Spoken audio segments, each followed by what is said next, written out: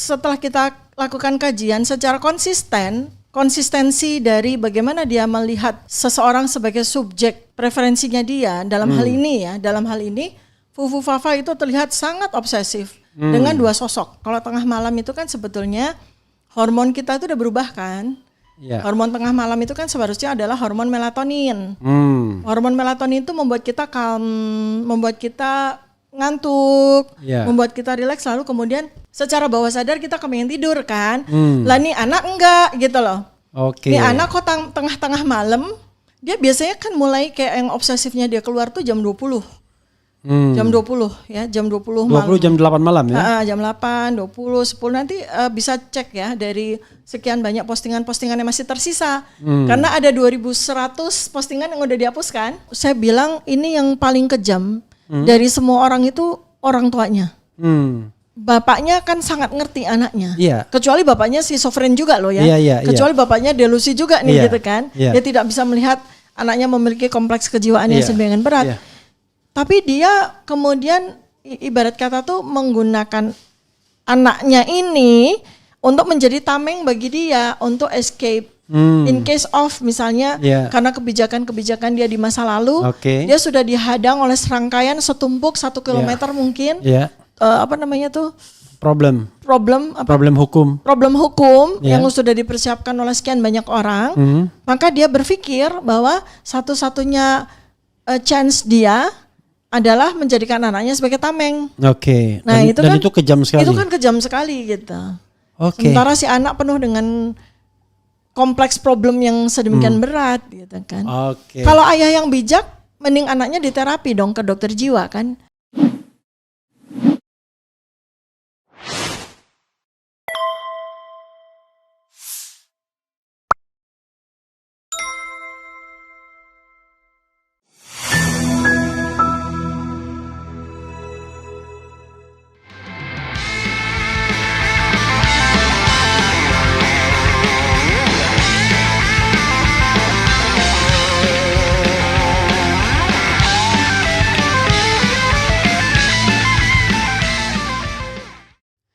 Assalamualaikum warahmatullahi wabarakatuh.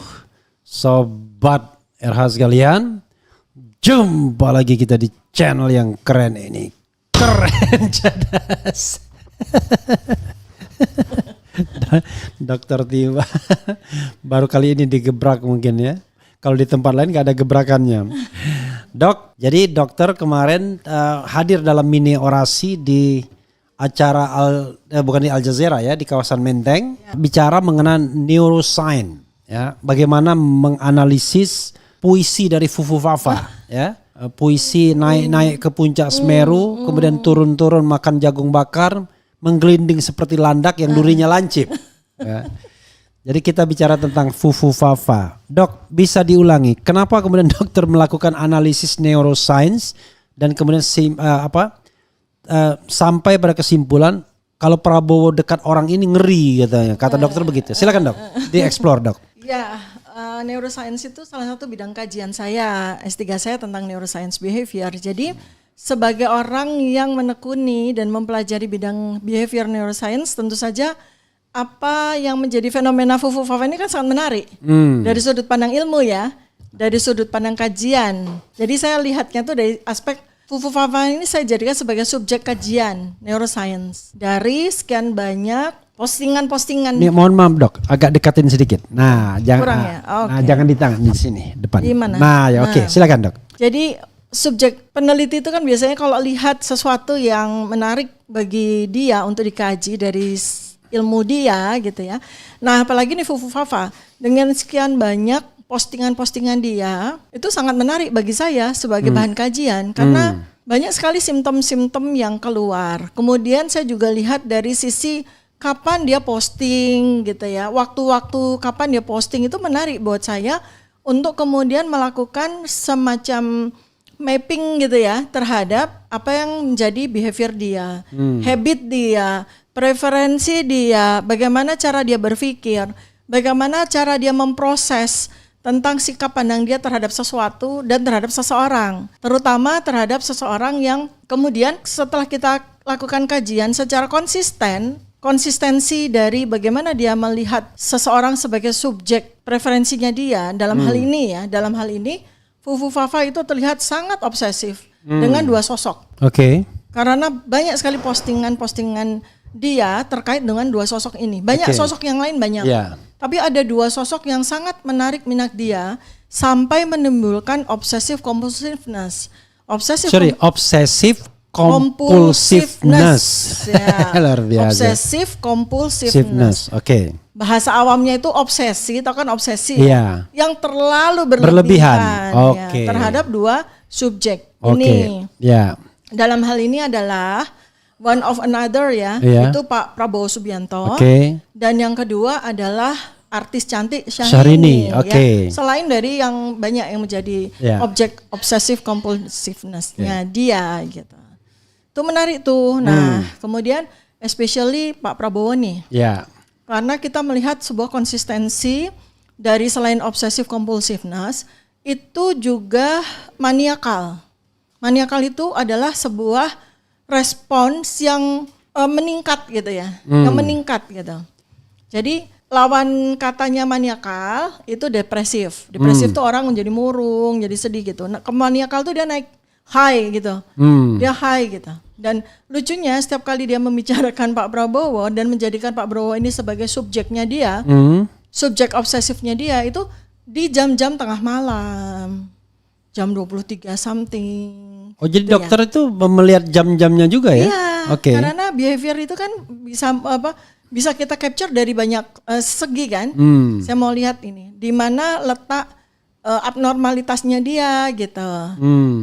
Kayak dulu yang waktu saya pernah bahas ya, kalau tengah malam itu kan sebetulnya hormon kita itu udah berubah kan. Hormon tengah malam itu kan seharusnya adalah hormon melatonin. Hormon melatonin itu membuat kita calm, membuat kita ngantuk, membuat kita rileks, lalu kemudian secara bawah sadar kita kepengen tidur kan. Lah nih anak enggak gitu loh. Nih anak kok tengah-tengah malam dia biasanya kan mulai kayak yang obsesifnya dia keluar tuh jam 20. Jam 20 ya, jam 20 malam. 20 jam 8 malam ya? Jam 8, 20, 10 nanti bisa cek ya dari sekian banyak postingan-postingan yang masih tersisa. Karena ada 2100 postingan yang udah dihapuskan. Ya. Tapi masih bisa di-capture sama netizen gitu. Jadi kita bisa lihat dengan mudah dan kita bisa lihat kesesuaian-kesesuaian karena itu sesuai sama hormon-hormon yang keluar yang abnormal. Kalau orang obsesif, dia menunjukkan kebencian dia kepada sesuatu, ya itu wajar biasanya dilakukan pada sekitaran antara pagi sama siang hari. Itu karena ada hormon adrenalin, hormon emosi, hormon tegangan tinggi dan biasanya kalau kita benci kepada subjek tersebut akan keluar hormon kortisol, makin benci lagi gitu. Nah ini tuh kebencian dia, obsesif dia terhadap sosok tersebut itu terjadi pada tengah malam. Pada saat seharusnya hormon yang keluar itu kan hormon-hormon yang abnormal, hormon-hormon normal yang bikin kita kalem kan. Terus keluar adrenalin gitu. Nah berarti ini kan ada sebuah situasi kronis. Disorder. Iya, sebuah situasi kronis kan. Kita belum bicara disorder, belum bicara damage. Ada sesuatu yang kronis sifatnya. Artinya ini adalah sebuah proses terjadinya disturbance badai hormonal itu yang berlangsung secara kronis. Lebih dari 6 bulan tuh kronis ya itu. Dan ternyata kan memang iya ya konsisten ya. Ketika dia mempostingkan, artinya postingan dia itu adalah menumpahkan segala anger gitu kan, marah, kebencian, mengejek, menghina dan sebagainya gitu ya dengan brutal ya. Karena sangat-sangat frekuen begitu kan berarti kan brutal tuh kepada satu objek ini gitu. Itu dilakukan pada malam hari. Nah berarti kan ada yang mengalami disorder nih di dalam proses otak dia bekerja secara function. Artinya otaknya mengalami malfunction, ya kan? Karena seharusnya pada waktu itu otak akan memproduksi hormon-hormon yang calm, yang bikin kita jadi nyenyak tidur, bikin kita jadi mimpi indah, gitu kan? Tapi ini enggak, ruin gitu. Malam harinya dia tuh ruin. Malam harinya dia tuh gaduh gelisah. Bergelora. Bukan bergelora, gaduh gelisah. Bahasa kejiwaannya. Gaduh gelisah. Gaduh gelisah. Nah, ada apa tuh pada sebuah proses yang sebelum mencapai disturbance, disorder, akhirnya jadi damage itu ada apa tuh? Apa yang terjadi pada dirinya? Itu ya dari sisi proses secara function sampai jadi malfunction. Oke, Dok, kita ini kan karena untuk orang awam ya. Kita satu-satu kita telaah ya. Oke. Mengenai sosok ya. Kata dokter tadi ada 2 sosok yang obsesif, compulsiveness. Jadi objek obsesif Ya, kompulsifnya jadi dia sangat terobsesi dengan 2 sosok ini. Tapi pasti different direction ya. Masa dia masa sama Syahrini sama Prabowo sama ininya kan nggak mungkin kan, different direction mungkin ya. Pertanyaan saya, kenapa dia terobsesi dengan Prabowo dulu? Nah ini kan lucu ya. Iya. Karena kalau kita lihat dari yang terakhir kita bisa capture, Iya. netizen bisa capture itu kan sekitaran bulan Juni gitu, tahun 2014, Agustus gitu ya. Artinya pada waktu tahun 2014 itu kan Prabowo sudah dinyatakan kalah toh. Sudah kalah kan? Menuju kepada pelantikan Oktober 2014 kan. Artinya kan Prabowo ini udah kalah nih. Prabowo ini udah kalah kan? Iya. Nah, kenapa dia masih obsesi?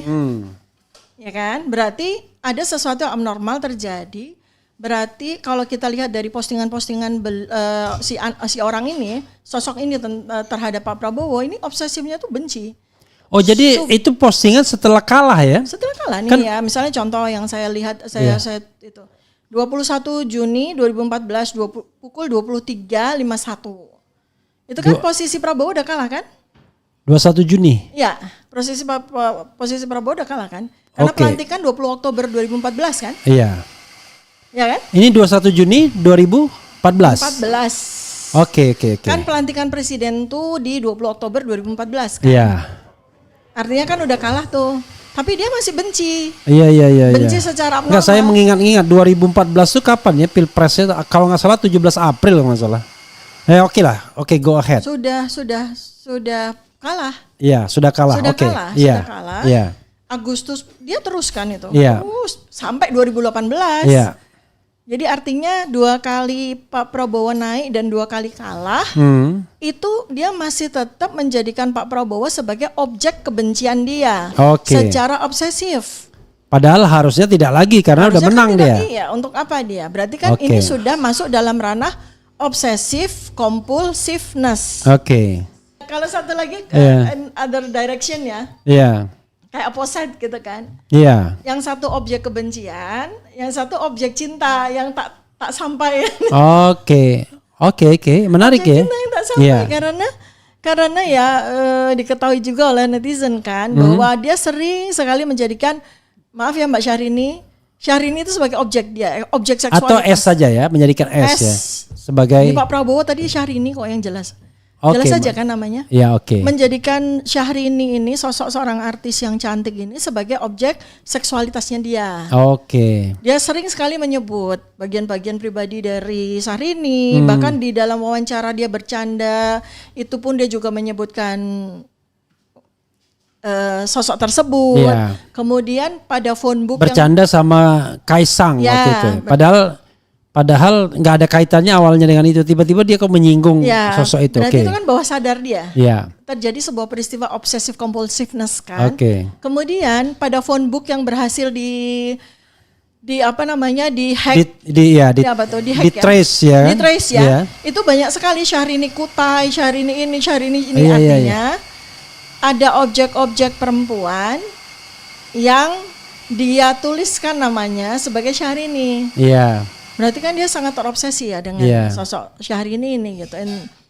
Terus balik lagi kepada Pak Prabowo. Ini menarik. Yeah. Kenapa dia membenci sekali dan kebencian dia itu secara konsisten dia terus menerus ya, hampir sepanjang waktu itu dia jadikan Pak Prabowo ini sebagai sosok yang sangat dia benci, sampai misalnya contoh nih ya saya bacain ya satu puisinya Fufu Fafa ini ya. Ini kan menarik sekali sebagai objek kajian neuroscience.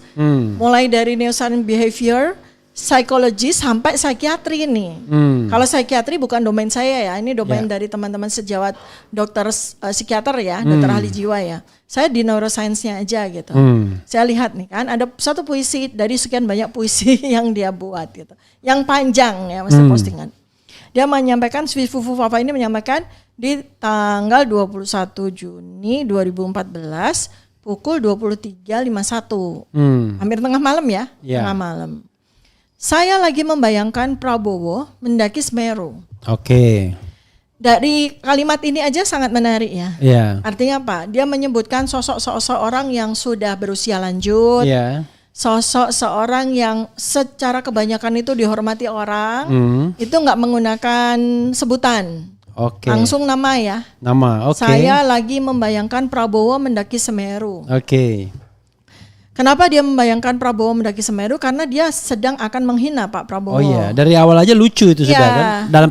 Dalam tanda kutip. Ya, karena di dalam delusionalnya dia, ini sudah masuk delusi nih dia tuh. Delusional dia tuh Pak Prabowo adalah seorang yang usianya sudah lanjut, badannya gemuk, Ya. kemudian dia membayangkan Pak Prabowo ini mendaki Semeru, gunung Ya. yang tinggi. Pasti Ya. dia akan membayangkan secara delusif, itu lucu banget gitu. Iya.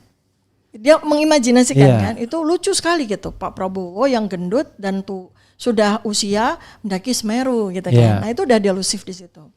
Terus kalimat yang kedua, terus pas nyampe di puncak, dia mengibarkan bendera merah putih. Nah ini lucu. Kenapa dia langsung mengkorelasikan antara Pak Prabowo dengan bendera merah putih? Oke. Kan lucu nih. Berarti ya di dalam bawah sadar dia, pikiran dia masih delusif. Itu dalam konteks Pak Prabowo mendaki Gunung Semeru dan Pak Prabowo mengibarkan bendera merah putih, Ya. itu terjadi sebuah flight of ideas, loncat Oke. pikir. Oke. Sangat khas pada schizofren ya. Sangat khas itu pada penderita yang menunjukkan psikosis tipe schizofrenia gitu. Ya. Ini dia. Saya kasih kopi dong. Terima kasih. Katanya kopinya nggak perlu manis. Dan kalau kopi itu sebaiknya dicium dulu. Oke, luar Karena biasa. sensasi persepsional kita itu bukan hanya pada saat kita mencecap begini, Oke. tapi pada saat kita sedang menikmati aromanya. Nah, itu kafeinnya Kenapa nggak ini diminum? nggak usah, lagi menikmati aromanya. Oke. Oke. Sensasi kafeinnya itu udah langsung masuk ke otak nih, Oke. menghasilkan hormon endorfin. Oke. Nah, jadi pembicaraan kita selanjutnya Ya. dengan hanya menghirup aromanya udah menjadi calm gitu. Oh gitu Walaupun ya. kita mengikuti pikirannya dia nih yang delusional, flight of idea. Kan tadi kita lagi ngomongin fufu fafa, terus kita ngomongin kopi ya. Semeru. Semeru. Jadi itu kita agak ikut-ikutan dia flight Ya. of idea juga nih. Ya. Ya. Sebetulnya jadi gini, bawah sadar dia Pak Prabowo adalah sosok yang dia ketahui. Secara umum Pak Prabowo itu terkenal sangat nasionalis kan. Ya. Nah, jadi usaha otak mati-matian dia itu untuk mengembalikan kepada logika yang benar. Dia lagi kayak menggapai-gapai gitu loh, sebuah logika yang benar. Dia menggapai-gapai mati-matian, ketemulah objek bendera merah putih. Ya. Untuk menggambarkan sosok dari Pak Prabowo gitu. Nah, masuklah dia. Kemudian dalam pikiran sadar dia yang sayup-sayup gitu. Dia melihat hubungan antara Pak Prabowo dengan nasionalisme yang terwujud dalam pikiran dia itu secara spontan sebagai bendera merah putih. Oke. Nah, ini kan itulah ya. Jadi dia tidak mengasosiasikan Prabowo sebagai pendaki gunung enggak ya, Enggak. tapi sebagai seorang nasionalis. Ya. Jadi dalam alam bawah sadar dia mengakui. Mengakui. I see, Ya, oke. dia mengakui, logikanya udah bener nih. Iya. Dia mengakui Pak Prabowo yang tadi dia lucu-lucuin, maksudnya dia dalam pikiran dia delusional itu dia jadikan bayangan dia Pak Prabowo naik gunung yang gendut ke Gunung Semeru tuh dia lucu kan. Dia ketawa sendiri tuh pasti. Terus tiba-tiba ada bawah sadar dia ingat Pak Prabowo itu orang tokoh yang nasionalis. Bendera merah putih. Ya. Dia berusaha untuk mengembalikan logika dia. Balik lagi ke logika dia. Tapi kemudian udah bener nih logikanya udah bener nih. Iya. Tiba-tiba dia tergelincir lagi dalam delusi. Ya, terus. Dia tiba-tiba tergelincir lagi dalam delusi. Di mana? Di kalimat yang berikutnya lagi. Iya. Tiba-tiba delusinya muncul lagi. Titik, kembalilah kau ke pelukanku. Oh, sambil ngomong begitu? Iya kan? Itu kalimat yang ketiga. Iya. Jadi setelah dia bilang tentang terus pas nyampe di puncak, Iya. dia mengibarkan bendera merah putih. Iya. Ya kan? Nah, itu udah dari delusi, flight of idea dibalik lagi ke logika. Kalau nggak keberatan jangan jauh dari mic. Oke. Kita live soalnya. Seru. Terus abis itu tiba-tiba pikiran delusifnya yang konsisten delusif itu muncul lagi, sehingga dia kemudian nulis dalam kalimat yang ketiga, lalu dia berteriak, Titi kembalilah ke pelukanku. Itu ketika dia nancapkan bendera tadi, itu delusif lagi dia setelah itu. Iya, tiba-tiba okay. Karena konsistensi dia itu pada pikiran delusif dan flight of idea kan. Oke. Ruinnya pikirannya dia tuh. Okay. Jadi ini dia kembali lagi ke tarikan. Tadinya dia berusaha untuk menarik pikiran dia kepada pikirannya normal. Tiba-tiba ketarik lagi pada pikiran konsistensi delusifnya dia. Akhirnya secara obsesif ya, dia ketik tuh. Lalu dia berteriak, Titi kembalilah ke pelukanku. Ini adalah maknanya adalah dia ingin menghina lagi kan. Oke. Jadi dia balik lagi ke kalimat yang pertama. Hinaan kan. Dia sedang menjadikan Pak Prabowo ini sebagai objek hinaan dia kan. Kenapa kok Titi disebut? Karena dia langsung ingat dalam pikiran dia, dalam pengetahuan dia, Pak Prabowo sudah bercerai dengan Bu Titi. Dan dalam pikiran dia selama bertahun-tahun Pak Prabowo pasti kesepian. Dan merindukan Bu Titi gitu kan. Nah, jadilah dia terimajinasikan secara abnormal bahwa Pak Prabowo ini pasti rindu, pasti kesepian dan apalah ingin kembali ke Bu Titi dan segala macam. Itu pikiran delusif kan? Faktanya kan tidak begitu gitu kan. Delusif itu apa artinya ya? Delusif itu jadi angan-angan. Apa ya? Delusi itu ya. Delusi sih dari delusi, delusion. Delusion itu pikiran yang tidak normal terhadap sebuah objek, terhadap sebuah peristiwa gitu. Kalau ilusi itu masih agak-agak normal ya. Misalnya kalau kita kadang-kadang suka berilusi, seakan-akan melihat sesuatu padahal enggak. Tapi kalau delusi itu udah abnormal tuh. Cara kita memandang objek itu udah abnormal. Sudah udah balik lagi kepada konsistensi delusinya dia, gitu kan. Padahal kan ya kita nggak ngerti ya apa yang terjadi sama Pak Prabowo sama Bu Titi. Artinya sepertinya kan beliau juga baik-baik aja. Beliau berdua tuh baik-baik aja. Tapi dalam pikirannya si Fufu Fafa yang abnormal ini dia membuat sebuah drama gitu.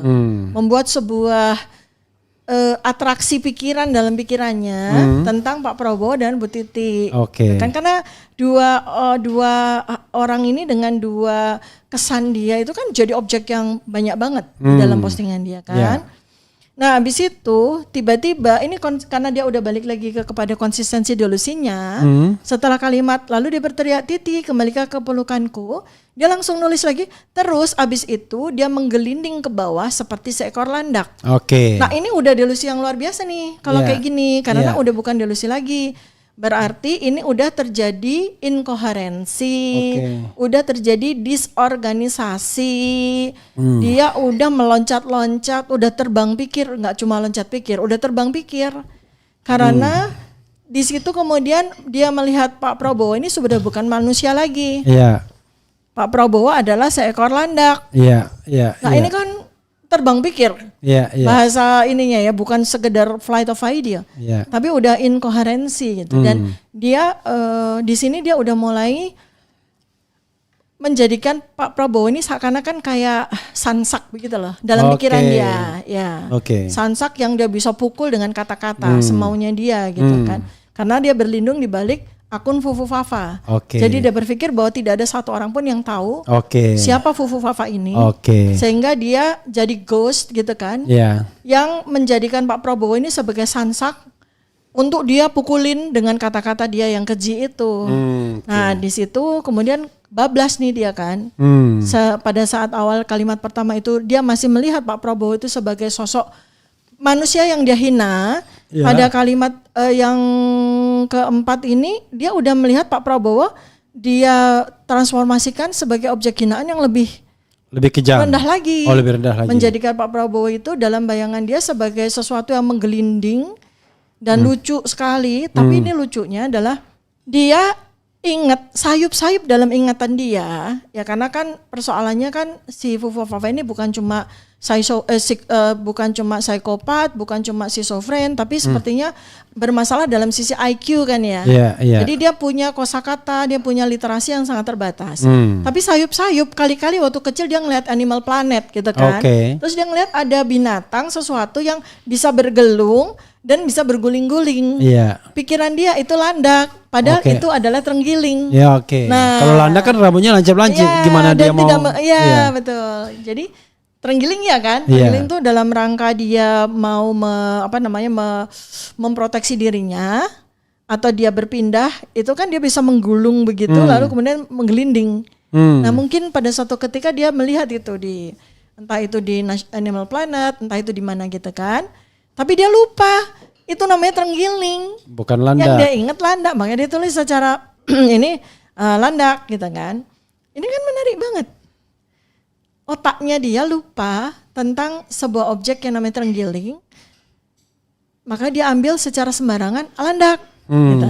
Nah ya, jadi bayangin aja ya, Fufu Fafa ini mengasosiasikan sosok seorang yang dihormati orang banyak, Pak Prabowo Subianto, itu dia asosiasikan dengan seekor binatang. Seekor binatang yang di dalam bayangan dia tuh menjadi objek lucu-lucuannya dia. Binatang itu menggelinding, terguling-guling, ya kan? Nah pasti dia ketika sedang mengetik gitu, dia pasti sedang terpingkal-pingkal, membayangkan sendiri kan dalam kayak orang di bangsal jiwa yang suka ketawa-ketawa sendiri, atau orang di pinggir jalan yang dia menderita gangguan jiwa, kan sometimes dia suka ketawa-ketawa sendiri kan. Nah itu pikiran delusinya lagi kerja, dia membayangkan sesuatu yang bizar gitu kan. Itu kan dia lucu tuh. Nah abis itu lebih lucu lagi kalimat terakhir. Pas nyampe di bawah, dia langsung beli jagung bakar. Ini lucu banget. Flight of idea lagi. Kenapa kok jagung bakar ya? Nah, di seorang pas. Karena dia tadi masih sayu-sayu inget dia nulis Semeru. Berarti setting cerita imajinasi delusinya itu kan di sebuah puncak gunung gitu kan. Dan langsung dia flight of idea bahwa kalau di gunung tuh kalau dia udah turun, kalau orang udah turun terguling-guling, maka turun itu ada ada orang-orang yang jual jagung bakar. Padahal itu settingnya di puncak Mas. Padahal dia lagi ngomong Semeru kan gitu ya. Betapa disorganisasinya, destruktif banget gitu pikiran seorang Fufu Fafa ini ya.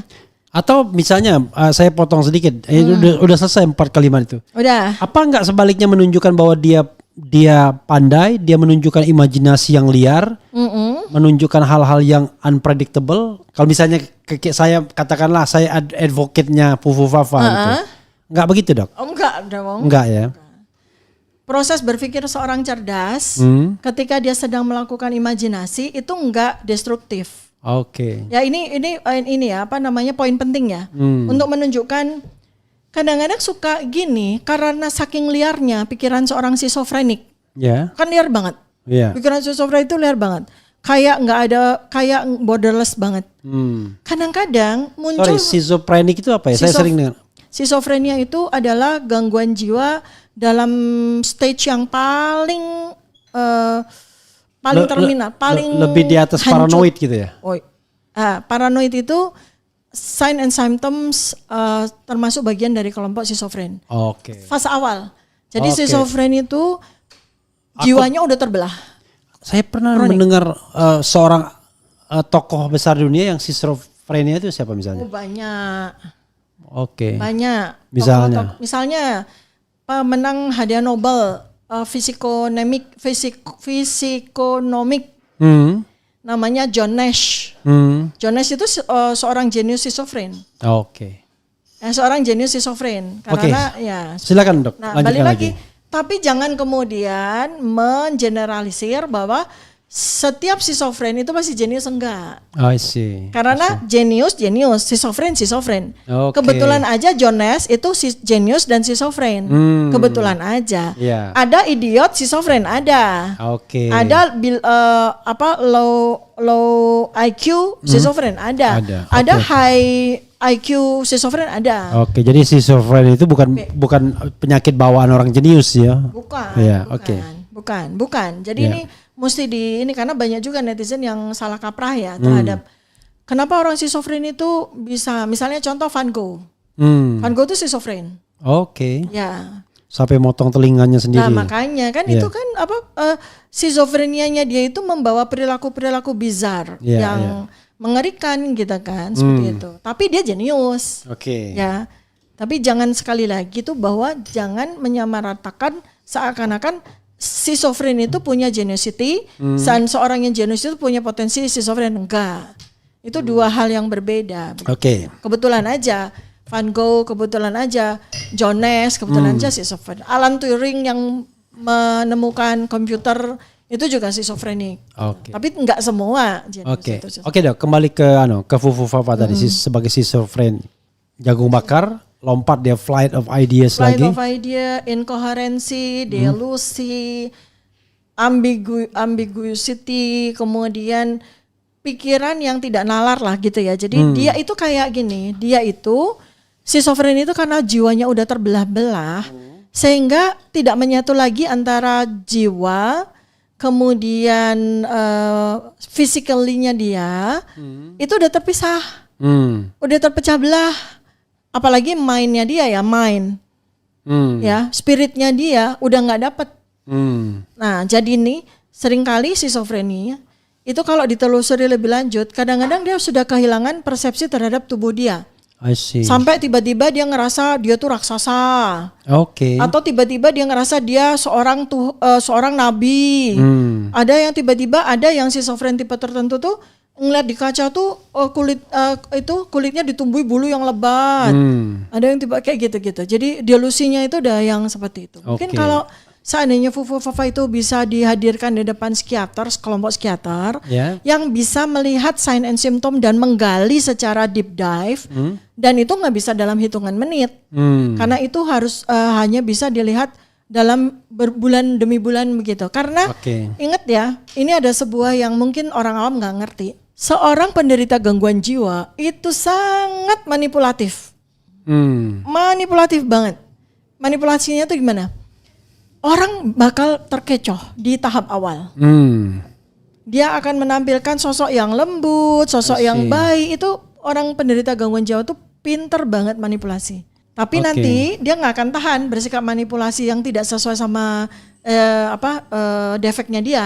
Dia akan balik gitu. Jadi itu yang kadang-kadang sangat berbahaya ya. Ya itu kan memang kayak orang gila kadang-kadang suka mempersuade orang gitu. Tapi kemudian tiba-tiba dia mau memukul atau menyakiti ya. Jadi kalau kita sebut nggak banyak ya, tapi beberapa dalam sejarah tuh beberapa kepala negara lah ya, mungkin tsar, mungkin kaisar, mungkin raja atau siapapun tuh banyak yang schizofren, bukan banyak ya, beberapa schizofren. Dan mereka pribadi yang manipulatif. Mereka pribadi yang manipulatif, pandai sekali mengecoh orang di tahap awal ya. Tenang Pak Prabowo, saya sudah ada di sini.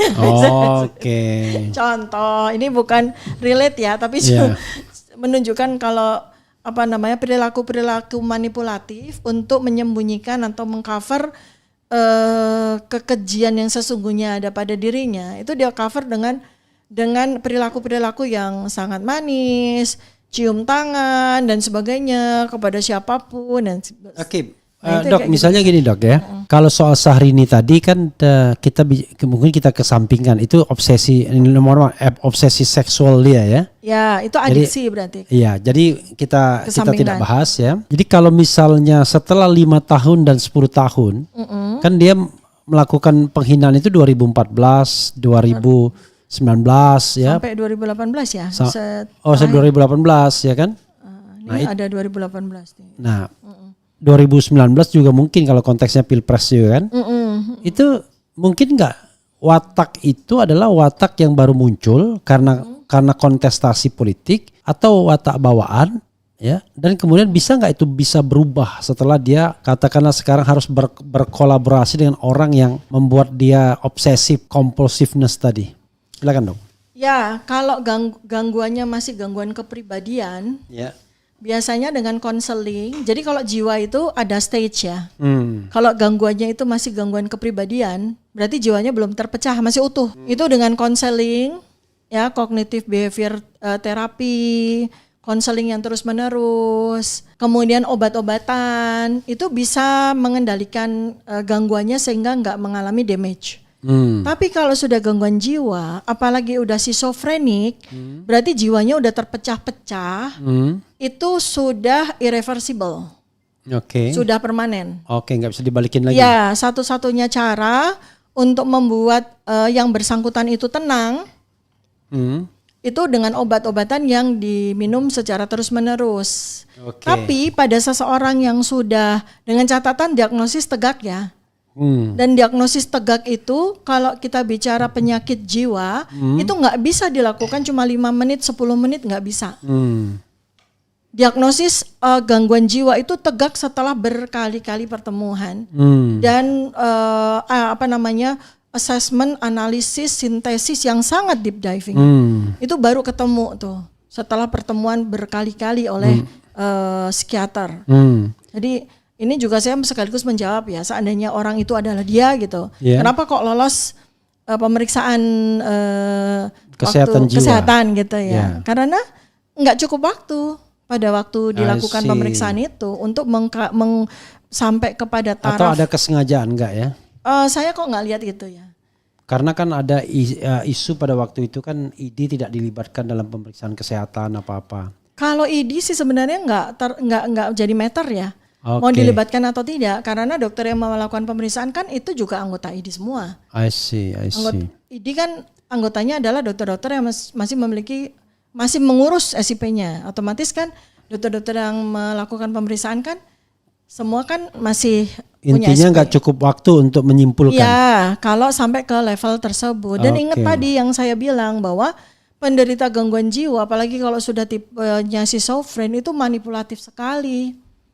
Kayak dia tuh kayak punya semacam ketahanan untuk di tahap awal untuk membuat dia bisa memanipulasi apa yang sesungguhnya terjadi pada dirinya. Dengan menampilkan charm, menampilkan sebuah ya sosok yang gimana lah gitu. Dokter kan pernah tadi saya belum dijawab tuh.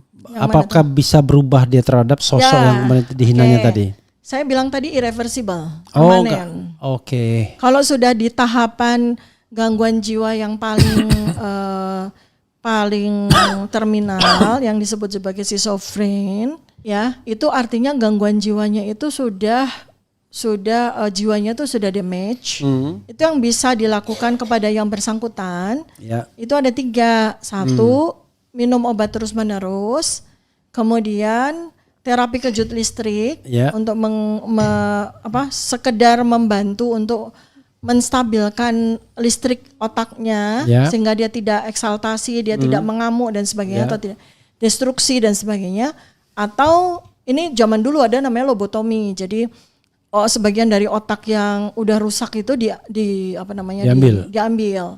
Itu tapi sudah praktek lobotomi itu sudah lama tidak dilakukan. I see. Tapi dulu ya cukup membantu, terutama untuk para penderita schizofren yang ini ya, yang sangat destruktif, melukai orang lain, membunuh dengan keji, kemudian melukai diri sendiri dan sebagainya. Itu zaman dulu dilakukan lobotomi.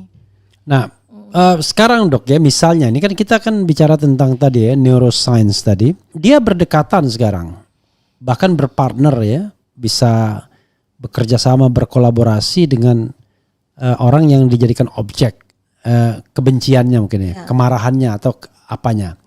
Itu gimana, bahaya nggak itu dok? Ya ini kalau saya mesti terpaksa kaitkan dengan fenomena adiksi seksualnya dia ya. Jadi gini, ini ada seorang yang kompleks, gangguan jiwanya itu kompleks. Ada obsesif kompulsif disorder, ada adiksi. Dalam hal ini kan adiksi yang jelas itu tanda dan gejalanya itu kan adiksi seks. Sebetulnya kalau kita bicara adiksi udah nggak penting lagi sebetulnya materinya. Apakah dia adiksi seksual, apakah dia adiksi rokok, apakah dia adiksi narkoba, apakah dia adiksi korupsi. Yang jelas sudah terjadi kerusakan pada sirkuit tengah otak. Ya di situ ada kognitif, ada emosi, ada kemampuan dalam mengendalikan diri dan sebagainya, itu udah rusak di situ. Jadi yang menjadi materi sekarang yang penting adiksi. Nah adiksi, kemudian obsessive compulsiveness, kemudian gangguan jiwa schizofren tipe katatonik ya, jadi artinya tuh konsisten seperti itu. Dan Kemudian dengan kalau kita lihat dari ini neuroscience ya, saya bukan psikiater ya. Jadi banyak netizen yang Dr. Tiva kok bisa melakukan loh, karena saya bicara dalam domain scientific base. Jadi apapun yang menjadi objek kajian tuh bisa. Kalimat bisa, suara bisa, perangai bisa, body language bisa. Itu seorang neuroscience begitu. Dengan body language tertentu iya, nanti bisa membaca pikiran melalui ketahuan saya pikiran saya. Ya itulah bidang neuroscience ya. Kalau psikiater kan dia memang bertugas untuk mengumpulkan serangkaian data-data, tanda-tanda dan gejala, variabel-variabel yang dipakai untuk menegakkan diagnosis seseorang mengalami gangguan jiwa atau tidak dan melakukan terapi. Nah, saya di area ilmu.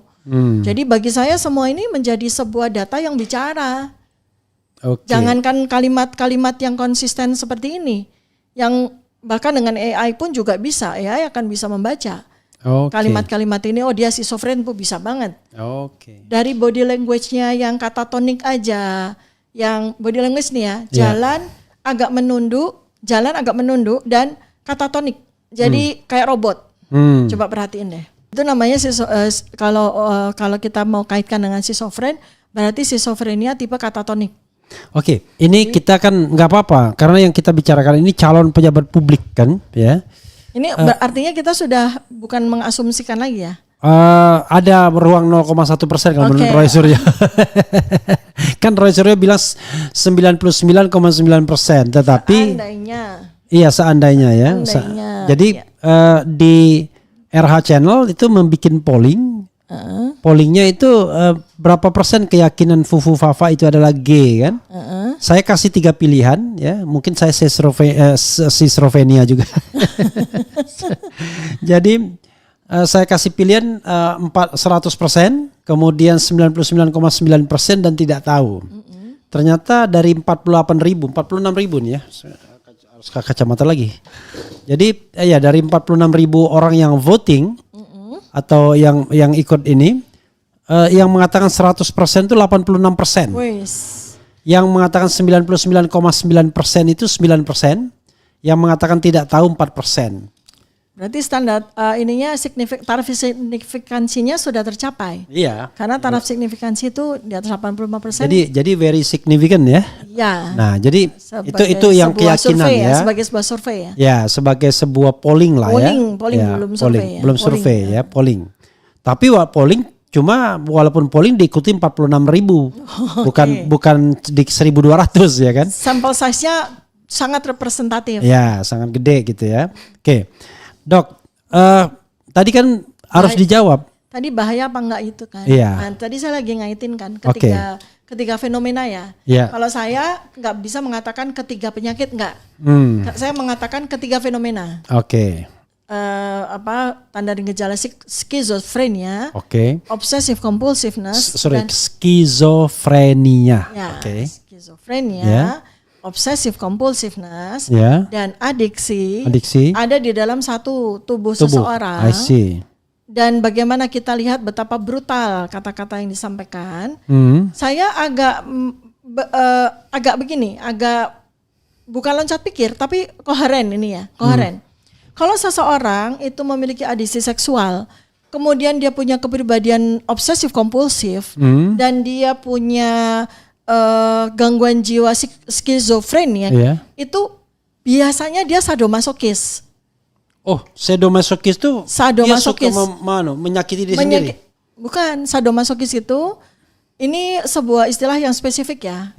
Untuk menunjukkan ada sebuah abnormalitas dalam hubungan seksual, di mana dia mendapatkan kepuasan dengan menyiksa pasangan seksualnya, sadomasokis ya. Nah, biasanya relate gitu. Relate tuh dalam arti apa? Kalau kita melihat dari situ, maka kita bisa melihat bahwa yang bersangkutan itu seandainya betul sampai pada level sadomasokis, berarti dia bisa melakukan kekerasan tidak hanya secara verbal, tapi juga bisa melakukan kekerasan secara fisik terhadap secara fisik, gitu. Nah, ini akan menjadikan yang bersangkutan ini berbahaya kan? I see. Apakah kepada pasangan, apakah kepada orang di sekitarnya, apakah kepada orang yang menjadi partnernya, apakah kepada orang yang seperti itu. Nah itu yang kita jadi khawatirnya kan di situ. Oke, gitu. Dok, saya mau lompat lagi. Ada nggak yang dokter tambahan sebelum saya lompat pernyataan dokter yang lain? Ya sebetulnya intinya tuh gini, sebenarnya kalau seseorang dia punya gangguan jiwa, kayak dia punya dia ada seorang skizofrenia, kayak dia seorang obsessive compulsiveness, kayak dia seorang adiksi kayak dan sebagainya. Tapi ketika kemudian dia menjadi sebuah objek pemilihan gitu ya, lalu kemudian dia jadi, itu kan nggak bisa gugur. Ya. Okay. Ya makanya kan saya bilang di di channel yang lain ya, saya bilang bahwa kalau memang sepakat tidak ada sesuatu yang bisa digunakan, saya nggak ngerti ya, saya bukan orang hukum jadi sangat awam di situ. Kalau ada sesuatu perangkat atau alat apapun, tools apapun yang bisa dilakukan untuk menganulir, ya udah berarti saya dokter bilang better untuk menganulirnya. Ya misalnya begitu ya. Kalau ada perangkat ya. Dong. Ya karena potensi untuk melakukan kekerasan terhadap orang lain itu kan tinggi sekali di sini kan. Ya kan. Nah tapi sebagai seorang dokter saran saya apa? Terapi orang ini. Saran saya di situ. Bukan anulir orang ini karena ranah itu ada di ranah hukum. Soal menganulir dan sebagainya. Tapi sebagai seorang dokter yang belajar neuroscience, saya bilang terapi orang ini. Kalau memang semua orang menghendaki dia menjadi pejabat sesuai sama. Pertanyaannya adalah kalau kita melakukan terapi berapa lama menterapinya dan kemudian during terapi itu kan dia memimpin orang, memimpin kantor, mungkin juga dia mengambil keputusan, itu gimana? Kalau tegak diagnosis schizofren ya terapinya seumur hidup sih. Karena sambil kemudian dia bekerja. Yang nggak tahu itu ada nggak tuh undang-undang yang bisa yang bisa mengakomodir seorang penderita gangguan jiwa berat yang sedang melakukan terapi rawat jalan itu bisa menjalankan. Saya sih sebenarnya mudah menjawabnya dok dari sisi hukum tata negara, tapi saya cuma mengatakan satu hal saja. Bahwa baik sebelum maupun setelah dilantik tetap bisa dimundurkan. Oke. Kalau sebelum melakukan perbuatan tercela, karena termasuk bohong kan? Artinya dia kan hari ini kan bohong kan? Karena dia tidak mengakui. Padahal kalau memang 99,9% bahkan 100% menurut Sobat RH, maka sesungguhnya kan dia sudah melakukan kebohongan dan itu sebenarnya perbuatan tercela. Atau ketika dia misalnya sudah dilantik, ya dia bisa dikatakan tidak lagi mampu secara rohani. Kan ada syarat mampu secara jasmani dan rohani. Jasmani dan rohani. Iya. Rohaninya. Rohani kan kejiwaan. Ya, gini, makanya nih kalau kita mau pakai undang-undang yang membahas tentang yang menggunakan perbuatan tercela, maka jangan sampai yang bersangkutan itu terdiagnosis schizofren. Kalau didiagnosis psikopat aja. Karena seorang schizofren itu nggak bisa dianggap melakukan perbuatan tercela. Schizofren loh. Tetapi dia secara kejiwaan udah tidak mampu lagi berarti. Nah ya artinya tetap gini, aja. Ya. Artinya di situ kan ada syarat mampu secara jasmani, rohani. Ya itu di aspek hukum yang berbeda ya. Ya. Makanya pasal yang sama tetapi huruf yang berbeda. Huruf yang berbeda. Iya. Oke, jadi gini, balik lagi, jangan sampai dia didiagnosis schizofren. Oke. Ya, tapi sebenarnya memang kalau sudah wilayah itu wilayah politik kebanyakannya. Ya, sudah wilayah politik. Jadi kalau orang seperti dokter barangkali diminta untuk konfirmasi kan. Ya, sebagai seperti itu. Expert witness ya kan. Gitu. Oke, Dok. Satu lagi Dok yang menarik Dok ya. Ini saya harus mengatakan ini juga soal dua hal. Sorot mata dan gesture. Oke. Saya nggak enak bilangnya, tapi kita kan gini, kita bicara tentang pejabat publik ya, bukan perorangannya. Dokter lihat nggak, ada sorot mata yang agak berbeda atau seringai yang berbeda. Kalau menyeringai kan agak berbeda, dengan gesture yang agak beda juga gitu. Termasuk juga kalau ngomong dengan intonasi ya, yang kadang-kadang Kok agak nggak umum gitu kan? Ya itu. Silakan dok, melihat ini dok, gejala ini, fenomena ini. Ya ini saya lihat fenomena ya. Ya. Saya bukan dalam konteks menegakkan diagnosis ya. Iya ya, fenomena. Perangkat saya gunakan fenomena. Jadi sorot matanya itu menunjukkan kalau seandainya kita objek ini tegak diagnosis schizofren, berarti dia schizofrenia tipe paranoid. Karena sorot matanya itu menunjukkan dia itu paranoid. Paranoid itu mencurigai orang. Mencurigai dan agitatif ya. Oke. Ya, paranoid itu pertama dia memandang dengan curiga atau dia memandang dengan agitatif. Ini tampak di situ sebagai sebuah fenomena ya. Nah, tapi kalau kita mau lakukan misalnya itu tercermin nggak dalam debat capres misalnya? Tercermin. Coba aja kalau misalnya kita slow kita videonya itu slow motion ya. Yeah.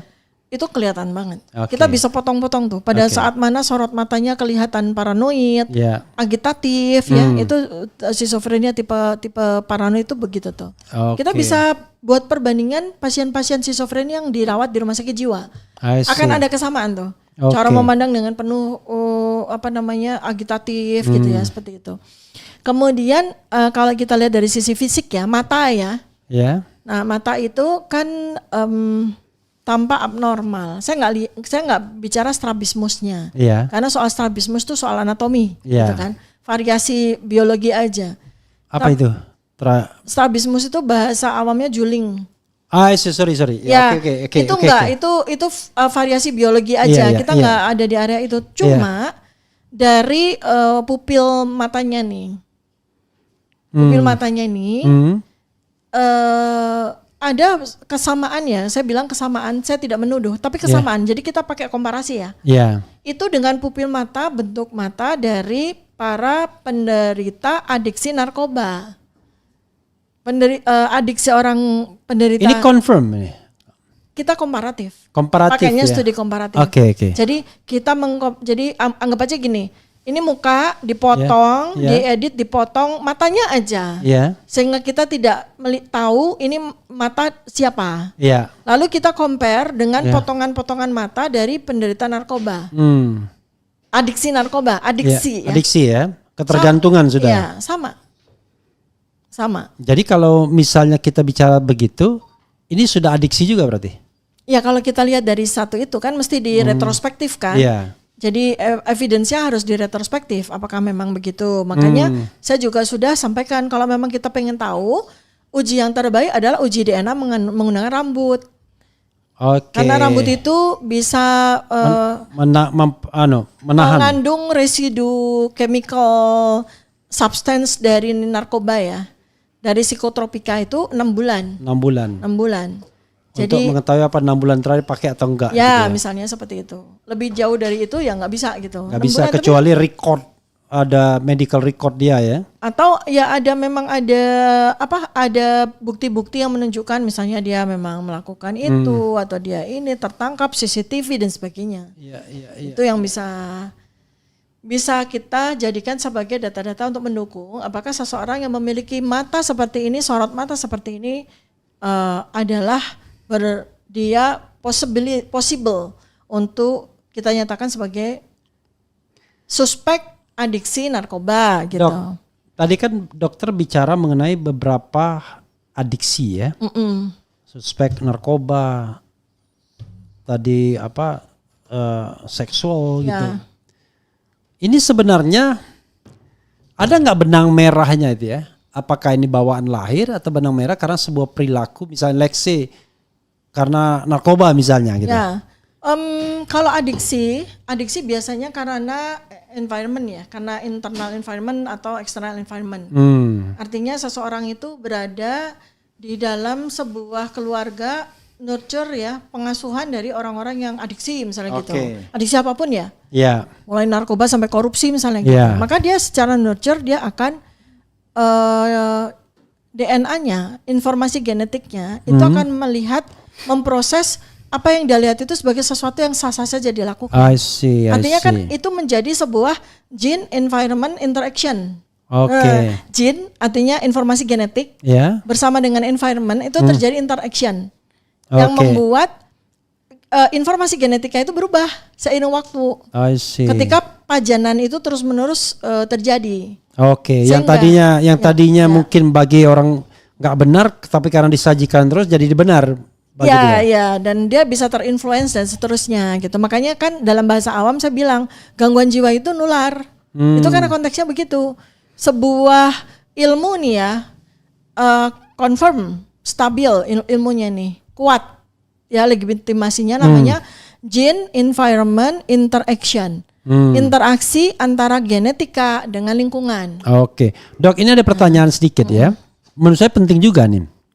Bang Refli, kalau perilaku G, kita sebut aja G, yang usianya sudah 37 tapi suka bermainan-mainan anak-anak. Kan waktu pindah itu kan mainan anak-anak semua. Dan pernah juga terlihat dia main sepeda-sepedaan di istana. Ya. Itu apa yang bisa dokter lihat? Di satu sisi kita melihat gambaran yang ganas tadi kan, bisa marah, bisa meluapkan emosi ya kan. Ya. Tapi di sisi lain dia seperti anak-anak gitu, childish gitu. Ya bukan childish, itu perilaku bizarre. Bizarre itu apa? Bizarre itu perilaku abnormal yang tidak cocok dengan usia. Itu dari sisi misalnya ya dia dengan secara sengaja ya. Jadi masih relate jadi ya? Iya, secara provokatif itu. Dia sengaja anak buahnya memvideokan dia lagi mengawasi mainan-mainan dia. Itu kan provokasi tuh. Menunjukkan bahwa ini aku kayak gini. Padahal dia tidak tahu bahwa itu adalah tanda-tanda gangguan jiwa. Nah, di mana relasinya? Di gangguan obsesif kompulsif. Gangguan obsesif kompulsif. Ya. Kemudian perilaku kekanak-kanakan itu bizarre. Namanya bizarre. Bizarre tuh dia nggak cocok yang dia lakukan dengan. Nggak connect gitu ya? Iya. Bukan childish, bukan. Bukan. Jadi dia melakukan sesuatu yang tidak connect dengan usianya ya, dengan seharusnya dia seperti apa gitu ya. Ya, kalau kita lihat dari data-data konsisten, kan nggak cuma itu perilaku bizarnya dia. Misalnya contoh, dia itu ketika menjabat sebagai pejabat di kota tersebut, kan, itu kan mobil dinasnya dia gonta-ganti warna kan, dengan warna yang aneh, dengan warna yang macam-macam seperti itu. Yang di framing oleh anak buahnya tuh sebagai ini milenial leader dan padahal itu bizarre. Dan kalau kita lihat korelasi antara perilaku yang lain kan konsisten bizarnya. Iya. Ya kan itu bukan perilaku dia milenial dia begitu, enggak. Itu bizarre. Termasuk kemudian dia main sepedaan di istana dengan sepeda kecil dan sebagainya. Itu perilaku yang bukan childish, immature bukan, tapi bizarre. Artinya apa? Pesan yang dia sampaikan kepada publik adalah saya bisa melakukan apa saja loh. Berarti di aspek, kalau benar itu aspek itu waham dia masuk. Waham. Dok, kalau misalnya kita pakai skala kepemimpinan ya, 25 ke atas itu adalah orang very excellent. Katakanlah nilainya 75 ke atas sampai 100, excellent. Kalau misalnya 50 ke atas sampai 75 mentok, itu rata-rata. Kalau 25 ke atas sampai 50 itu buruk. 25 ke bawah sangat buruk. Kalau ada 4 kategori ini, dokter mau memasukkan Fufu Fafa ini di area mana? Dia nggak bisa dimasukkan not even itu skala 1 sekalipun. Nggak bisa, karena skala itu nggak bisa dipakai untuk dia. Bagaimana kita bisa mengukur skala kepemimpinan dari seseorang yang mengalami gangguan jiwa berat tipe schizofren? I see. Nggak bisa. Kalau begitu ya tidak ada cara lain kecuali di terapi. Bukan di terapi, kecuali di impeach atau digagalkan pelantikannya. Walaupun itu hak dia, tetapi kan kalau dia tidak lagi memenuhi syarat, ya kan? Skizofrenia, kemudian adiksi seks dan lain sebagainya, ya kemudian tadi mengalami obsesif kompulsiveness gitu, delusional. Wah itu berat sekali. Oke, silakan dokter kira-kira mau menyampaikan wrap up dari diskusi kita dan closing statement setelah itu. Silakan dok. Ya kalau saya sih dalam aspek begini ya, ini kan kejadian sudah terjadi. sekarang bagaimana kita fixing this kejadian gitu Yeah. kan. Jadi gimana kita fixing demi untuk rakyat. Jadi memang harus ada tuh ya satu pihak yang harus take responsibility gitu loh. Seandainya memang katakanlah tegak diagnosis, ini kan saya masih assessment ya. Seandainya memang tegak diagnosis, maka harus ada satu pihak yang ambil responsibility itu, I see. yaitu presiden terpilih. Presiden terpilih dan MPR juga bisa. MPR, karena ya, dia ya, belum dilantik betul. kan? Iya. Presiden terpilih dan MPR betul. Iya. Itu harus take responsibility demi untuk menyelamatkan 280 juta jiwa rakyat Indonesia, ya kan? Lalu kemudian kita pakai common sense aja gitu. Kalau memang katakanlah nggak usah harus nunggu tegak diagnosis deh, dengan fenomena-fenomena yang saya paparkan dan para ahli yang lain juga sudah memaparkan. Bang Reza sudah memaparkan, Polri sudah memaparkan, banyak juga ahli-ahli yang sudah memaparkan. Untuk apa sih kita mempertahankan gitu kan? Oke. Untuk apa sih gitu? Kalau dari sisi kedokteran, dari sisi saya sebagai dokter ya saya kasihan gitu kan. Oke. Orang yang punya persoalan jiwa yang seperti ini diberikan tampuk jabatan yang amat sangat penting menjadi second person di Indonesia gitu. Itu kan sangat berbahaya dong. Dok, ini ada satu fenomena ya. Kan sebagai wakil presiden terpilih, itu sudah sangat common thing kalau dia datang menghadiri acara-acara. Ya. Misalnya partai politik ya kan, Munas, kemudian Muktamar dan lain sebagainya. Dan orang semua mau undang dia, tapi saya lihat nggak pernah hadir tuh. Di PAN tidak hadir kalau saya tidak salah ya, di Nasdem tidak hadir. Rapimnas Gerindra tidak hadir, dan yang paling lucunya adalah di pelantikan DPR tidak hadir juga. Padahal mantan presiden saja itu hadir. Apalagi ini yang mau berapa hari lagi dilantik. Ya, itu ketidakhadirannya setelah insiden Fufu Fafa ini keluar kan, fenomena Fufu Fafa ini keluar. Ya artinya ya justru malah kayak semakin menunjukkan bahwa Fufu Fafa ini ya itu yang dituduhkan oleh orang. Atau memang ada masalah yang kemudian di-recognize orang dengan lebih jelas ya. Ya, gitu. Artinya kalau saya memberikan guidance bagaimana kita mentranslasikan fenomena kalimat-kalimat ini dengan bahasa neuroscience. Apalagi saya juga sampaikan tentang gestur, kemudian bagaimana saya sampaikan penampilan fisik dan sebagainya, maka seluruh rakyat akan bisa menjadi assessment yang baik kan? Iya. Pembuat assessment yang baik ya. Yang bersangkutan ya pasti. Oke, this is the last question ya. Kok bisa ya, misalnya ayahnya memaksakan dia untuk menjadi orang nomor 2. Padahal dia tahu bahwa seperti kalau yang memang yang proven ya, yang dokter katakan itu kan betul-betul kejam sekali karena membuat dia nanti di dalam sebuah masalah yang luar biasa kan? Ya, kalau saya dari awal itu saya bilang ini yang paling kejam dari semua orang itu orang tuanya. Bapaknya kan sangat ngerti anaknya, kecuali bapaknya schizofren juga loh ya, kecuali bapaknya delusi juga nih gitu kan, dia tidak bisa melihat anaknya memiliki kompleks kejiwaan yang sedemikian berat, tapi dia kemudian ibarat kata tuh menggunakan anaknya ini untuk menjadi tameng bagi dia untuk escape. In case of misalnya karena kebijakan-kebijakan dia di masa lalu, dia sudah dihadang oleh serangkaian setumpuk 1 kilometer mungkin. Apa namanya tuh problem hukum yang sudah dipersiapkan oleh sekian banyak orang, maka dia berpikir bahwa satu-satunya chance dia adalah menjadikan anaknya sebagai tameng. Nah dan itu kejam sekali. Itu kan kejam sekali gitu. Sementara si anak penuh dengan kompleks problem yang sedemikian berat gitu kan. Kalau ayah yang bijak, mending anaknya diterapi dong ke dokter jiwa kan, daripada dijadikan sebagai tameng kan, harusnya kan begitu ya. Dok, a closing statement dok, ke sana dok, ke kamera dok. Ya saya dalam konteks kejadian Fufu Fafa ini, itu yang paling berat adalah nasib rakyat ya. Seandainya memang asesmen ini bisa tegak menjadi diagnosis, maka yang menderita luar biasa itu adalah rakyat. 280 juta rakyat ini akan menderita luar biasa karena kita sehari-harinya sampai dengan 5 tahun dihantui kekhawatiran demi kekhawatiran.